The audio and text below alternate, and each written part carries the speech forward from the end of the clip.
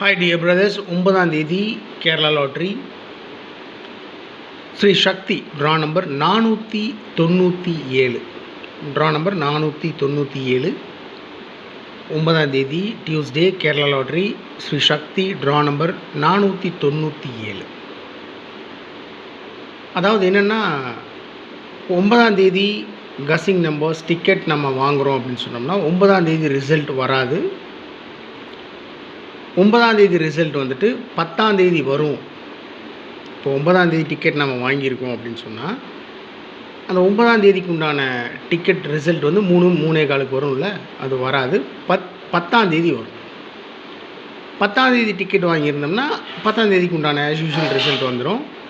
என்ன அப்படின்னு சொன்னோம்னா கேரளாவில் எலெக்ஷன் அப்படின்றதுனால ஒரு நாள் அதை தள்ளி போட்டிருக்காங்க. ஸோ 9ஆம் தேதி டிக்கெட் வாங்கியிருந்தால் 10ஆம் தேதிக்கு தான் ரிசல்ட் வரும். 9ஆம் தேதி எதிர்பார்க்க முடியாது. ஓகே, ஆல் போர்டில் 1, 4, 6, 9 கொடுத்துருக்கேன். 1ஆம் நம்பர் மட்டும் மார்க் பண்ணி கொடுத்துருக்கேன். என்னுடைய கசிங் படி ஏபிசி போர்டில் 1ஆம் நம்பர் இறங்குறதுக்கு மேக்ஸிமம் சான்ஸ் இருக்குது.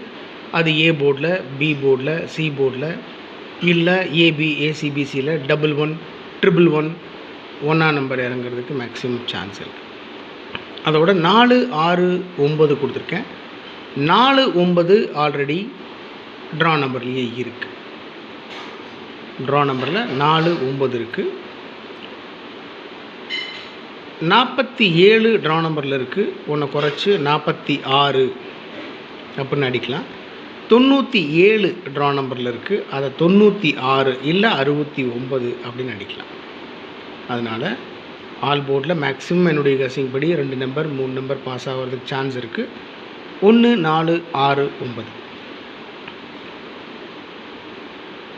ஓகே, இல்லை ஏபிஏசிபிசியில் 27, 72, 32, 23, 70, 07, 20, 02, 12, 21, 14, 41, 16, 61 டபுள்ஸ் இறங்கிறதுக்கு சான்ஸ் இருக்குது. குறிப்பாக 11. அவ்வளோதான். நேற்று 8ஆம் தேதிக்கு உண்டான கஸ்ஸிங் நம்பர்ஸ் எடுத்து பார்த்துருந்தீங்கன்னா ட்ரிக் நம்பரில் 88 கொடுத்துருக்கேன். ஆனால் ட்ரிக் நம்பர்லேருந்து அந்த 88 நான் எடுத்து யூஸ் பண்ணவே இல்லை. அதனால தான் உங்கள்கிட்ட நான் எப்பவுமே ரெக்வஸ்ட் பண்ணுறது என்னென்னா, ட்ரிக் நம்பரில் இருந்து எப்படி இருந்தாலுமே ட்ரிக் நம்பரில் 2 டிஜிட் 3 டிஜிட் நம்பர் பாஸ் ஆகிடும். அதிலிருந்து நான் எடுக்க மறந்த நம்பர்ஸ் நீங்கள் ஏதாவது எடுத்திருக்கீங்கன்னா தயவு செஞ்சு கமெண்ட் பாக்ஸில் கமெண்ட் பண்ணுங்கன்னு சொல்கிறதுக்கு காரணம் இதுதான். நமக்கு தெரியும், ஆனால் நம்ம மனசுக்கு அது செட் ஆகலை அப்படின்னு சொன்னால் விட்டுறணும். ஆனால் ரிசல்ட் உள்ள தான் இருக்கும், மிஸ் பண்ணிகிட்டே இருக்கும். ஓகே, எனிவே ஏபிஏசிபிசியில் 27, 32, 70, 20, 12, 14, 16, 11 11 கொடுத்துருக்கேன். 11 மார்க் பண்ணி கொடுத்துருக்கேன். அவ்வளோதான்.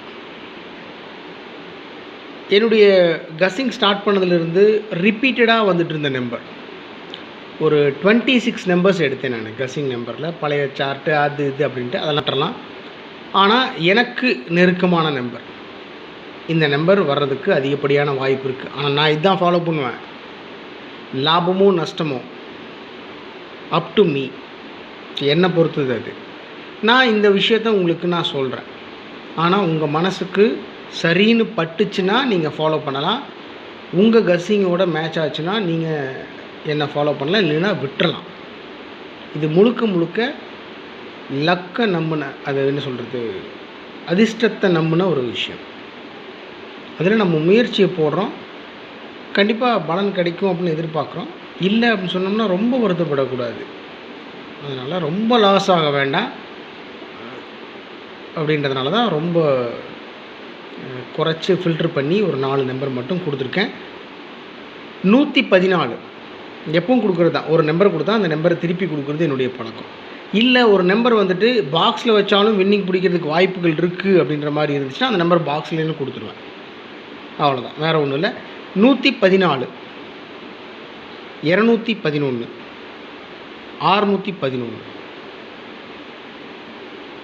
154 4 நம்பர் தான் கொடுத்துருக்கேன். ஆமாம், 4 நம்பர் தான். அந்த 114 அப்படின்ற நம்பர் அப்படியே திருப்பி 411, 211 அப்படின்ற நம்பரை 112, 611 அப்படின்ற நம்பரை 116. அவ்வளோதான். 154 அந்த நம்பரை அப்படியே திருப்பி 451 அப்படின்னு கொடுத்துருக்கேன். ஃபைனலாக 2 நம்பர் தான். இது வந்து 8ஆம் தேதி கசிங்குக்கும் கொடுத்த நம்பர் தான். இதே நம்பர் இன்றைக்கும் 9ஆம் தேதிக்கும் ஃபாலோ பண்ணுறேன். ஏன்னா 8ஆம் தேதிக்கே இந்த நம்பர் வந்துட்டு பாஸ் ஆகிருக்க வேண்டியது. என்னுடைய கசிங் படி பாஸ் ஆகிருக்கணும். 270 கொடுத்துருக்கேன் பாருங்கள். இது 8ஆம் தேதியினுடைய கசிங் எடுத்து பார்த்தீங்கன்னா தெரியும்.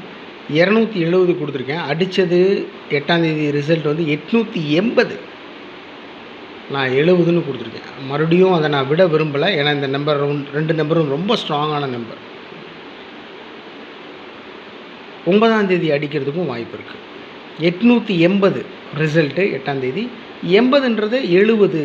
70ன்றத ஏசிபிசியில் 7007 அப்படின்னு, அதாவது 702, 072 இந்த மாதிரியெல்லாம் வைக்கிறதுக்கு சான்ஸ் இருக்குது. இல்லை 8ஆம் நம்பரை 3ன்னு பவர் பண்ணி 320 இந்த மாதிரிலாம் வாய்ப்பு இருக்குது. அதனால தான் அந்த நம்பரை விடுறதுக்கும் மனசு இல்லை. நான் ரொம்ப ஃபாலோ பண்ணிகிட்டு இருக்கிறதுனால. ஏம்மா 270 பாக்ஸில் 270 பாக்ஸ்னால் நேற்று, அதாவது 8ஆம் தேதிக்கு உண்டான கசிங் நம்பர்ஸ் வீடியோ எடுத்து பார்த்தீங்கன்னா தெரியும். பாக்ஸில் 6 நம்பர் கொடுத்துருப்பேன். 270 பிரிச்சிங்கன்னா 6 நம்பர் கிடைக்கும். அதை ஷஃபிள் பண்ணுறது தான், வேறு ஒன்றும் பெரிய விஷயம்லாம் ஒன்றும் இல்லை. 270 அது அப்படியே திருப்பி அந்த பிசியில் இருக்குது பாருங்கள் அந்த நம்பர் 70ன்றது திருப்பி 07, 207.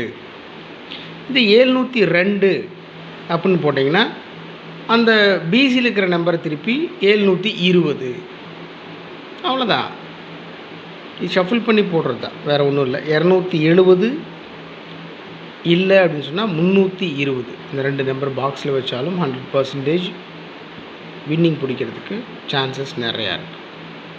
ஸோ டோட்டலாக பார்த்தீங்கன்னா 4, 5, 6 நம்பர் கொடுத்துருக்கேன். அதில் 2 நம்பர் பாக்ஸில் வச்சாலும் வின்னிங் பிடிக்கிறதுக்கு சான்ஸ் இருக்குதுன்னு கொடுத்துருக்கேன் மை டியர் பிரதர்ஸ். அவ்வளோதான், வேறு ஒன்றும் இல்லை. உங்களுடைய கசின்ஸ் இருந்தாலும் தயவு செஞ்சு கமெண்ட் பாக்ஸில் கமெண்ட் பண்ணுங்கள். எப்பவும் சொல்கிறது தான், ஒருத்தன் வீடியோ போட்டான், ஒருத்தன் கணித்து சொல்லிட்டான் அப்படின்னு சொன்னால் அது அப்படியே மொட்டையாக ஃபாலோ பண்ணக்கூடாது. அது இல்லை, வீடியோ யார் வேணாலும் போடலாம், இதுதான் நிஜம். நீங்கள் கூட போடலாம். நான் சீக்கிரமாக ட்ரிக் நம்பர் எப்படி எடுக்கிறது, ஃபைனல் நம்பர்ஸ் நான் ஒரு 2 மணிக்கு கமெண்ட் பாக்ஸில் பார்த்தீங்கன்னா தெரியும். ஒரு 4 டிஜிட் நம்பர், 2 4 டிஜிட் நம்பர்ஸ் எல்லாத்துக்கும் அனுப்பிச்சி விடுவேன். இதுக்குள்ளே தான் இருக்கும் ரிசல்ட் அப்படின்னு சொல்லிட்டு. அந்த நம்பர் எப்படி எடுக்கிறது அப்படின்றதெல்லாம் நான் உங்களுக்கு சொல்லிக் கொடுக்குறேன். இதெல்லாம் பெரிய விஷயமெல்லாம் ஒன்றும் கிடையாது. யாம் பெற்ற இன்பம் பெருகை பையகம், அவ்வளோதான். அதனால் என்ன விஷயம் அப்படின்னா, நீங்களும் சந்தோஷமாக இருக்கணும், நானும் ஹாப்பியாக இருக்கணும், சந்தோஷமாக இருக்கணும், அவ்வளோதான். வேறு ஒன்றும் இல்லை. நீங்கள் கஷ்டப்படணும் அப்படின்லாம் நான் ஆசைப்படுறதெல்லாம் இல்லை. இது என்னுடைய தனிப்பட்ட கசிங் தான். நீங்கள் ஃபாலோ பண்ணுறதும் பண்ணாததும் உங்களுடைய விருப்பம்தான். செட் ஆகலை அப்படின்னு சொன்னால் அன்சப்ஸ்கிரைப் பண்ணிட்டு போயிடுங்க எல்லாத்துக்கிட்டையும். அதாவது என்ன விஷயம், என்னுடைய வாட்ஸ்அப் நம்பர், என்னுடைய ஃபோன் நம்பர் நிறைய பேர்த்துக்கிட்ட இருக்குது. எனக்கு கால் பண்ணுறாங்க, பேசுகிறாங்க. இந்த வீடியோ மூலிமா, இந்த லாட்ரி இந்த வீடியோ மூலிமா நிறைய நண்பர்கள் எனக்கு கிடச்சிருக்காங்க. நிறைய பேர் வீட்டுக்கு நான் போயிட்டு வந்திருக்கேன். ஃபங்க்ஷனுக்கு, நல்ல காரியத்துக்கு, கெட்ட காரியத்துக்குன்னு போயிட்டு வந்திருக்கேன். அவ்வளோ குடும்ப உறுப்பினராக இருக்கிறாங்க. இப்போ நேரில் பார்க்கும்போது வீடியோ போட்டது நீ தானா, ஓகே அப்படின்றதெல்லாம் தெரியும் எல்லாத்துக்கும். அதனால் இதுக்கு அப்பாற்பட்டு உங்கள் மேலே எனக்கு ரொம்ப மதிப்பு மரியாதை உண்டு. ஏன்னா சொந்த மதம், சொந்த ஜாதிக்காரனே மதிக்க மாட்டான். சொந்த பந்தமே, ரத்த சொந்தமே மதிக்க மாட்டாங்க யாரையும். காசு பணம் இருந்தால் தானே மதிப்பாங்க. அப்படி இருக்கும்போது என்னை வந்து ஃபாலோ பண்ணி இவ்வளோ பேர் இருக்கீங்க. சப்ஸ்கிரைப் பண்ணுங்கள் நான் ஒரு வார்த்தை கூட சொன்னது கிடையாது. இத்தனை பேர் 12,000 பேர் சாதாரணப்பட்ட விஷயம் கிடையாது இது. அதனால் என்னை பொறுத்த வரைக்கும் ஐ எம் வெரி ஹாப்பி. இன்னொரு விஷயம், முக்கியமான விஷயம் நான் உங்களுக்கு சொல்ல விரும்புகிறது என்னென்னா, தயவு செஞ்சு நிறைய பணத்தை வந்து இதில் லாட்ரியில் போட்டு லாஸ் ஆகக்கூடாது. கவனமாக ப்ளே பண்ணுங்கள். எதாக இருந்தாலும் உங்கள் மனசுக்கு எது சரின்னு படுதோ அதை பண்ணுங்கள். பெரியார் சொன்ன மாதிரி, பெரியார்னா ஈவேரா பெரியார், ஈரோடு மாவட்டம் அவர் இருக்கார்ல, பெரியார் மாவட்டம் அவர் தீகா, அவர் சொன்ன மாதிரி கட்சிக்காரனெல்லாம் இல்லை நான், நீங்கள் அப்படி எடுத்துக்காதீங்க. கருத்துக்கள் எதாக இருந்தாலும் ஏற்றுக்கணும்.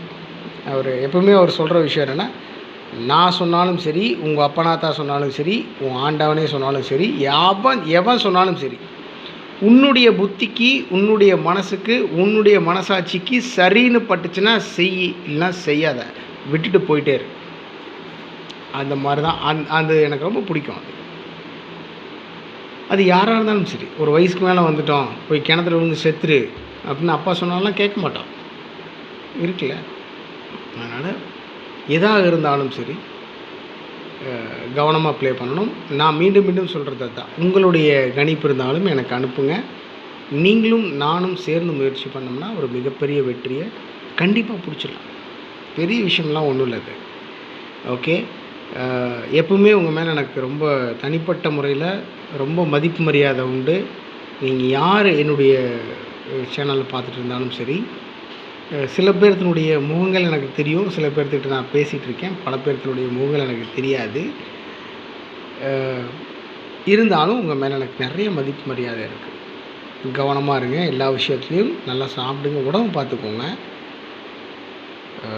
வேறு என்ன சொல்கிறது, ஐ லவ் யூ ஆல். சீக்கிரமாக எல்லாருமே சந்திப்போம். இதில் இன்னொரு விஷயம் என்னென்னா, நான் வீடியோ போட்டிருக்கேன், பார்த்துட்ருக்கார் ஒருத்தர், எனக்கு கமெண்ட் பண்ணுவார், பேசுவார். அப்புறம் எனக்கு என்னென்னா, ஒரு 1 இயர் பக்கம் என்னுடைய சேனல்லையே ஃபாலோ பண்ணிவிட்டு யார் இருக்காங்களோ அவங்களுக்கு என்னுடைய நம்பர்ஸ் நான் கொடுக்குறது வழக்கம்.